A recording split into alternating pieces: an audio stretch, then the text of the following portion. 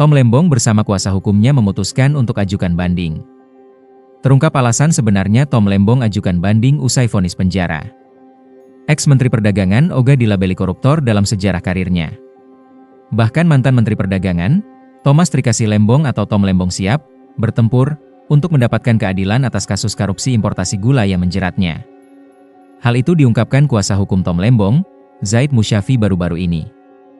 Tom Lembong divonis pidana penjara 4 tahun 6 bulan dan denda 750 juta rupiah subsidiar 6 bulan terkait kasus korupsi impor gula pada sidang di Pengadilan Negeri Jakarta Pusat, DKI Jakarta, Jumat, 18 Juli 2025. Dalam kasus impor gula ini, Tom Lembong dianggap melanggar pasal 3 Yungto pasal 18 UU Tipikor Yungto pasal 55 ayat 1 pertama KUHP. Akibat kebijakannya, Tom Lembong juga dianggap merugikan negara sebesar 194,7 miliar rupiah. Tom Lembong dipidana meski terbukti tidak menerima uang korupsi.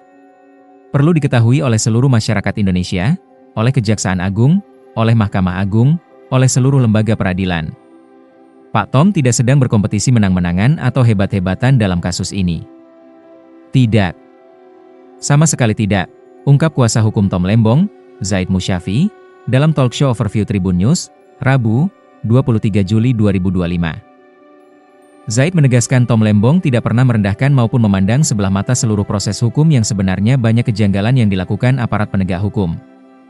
Pak Tom ini dalam semangat saya tidak mau sejarah mencatat saya sebagai seorang koruptor karena sejarah itu catatannya abadi. Ungkap Zaid menirukan pernyataan Tom Lembong. Alumni Universitas Harvard itu tidak mau anak cucunya dan seluruh bangsa Indonesia itu mencapnya sebagai seorang koruptor. Makanya dia bertempur dalam pembuktian itu habis-habisan.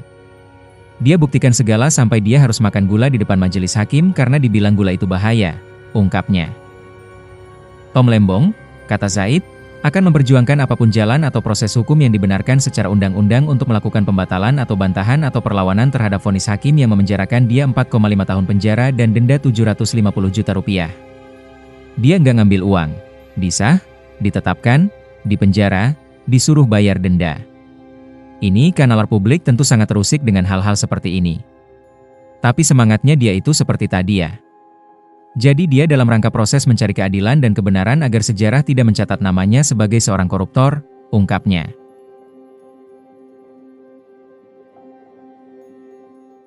Download Tribun X sekarang, menghadirkan lokal menjadi Indonesia.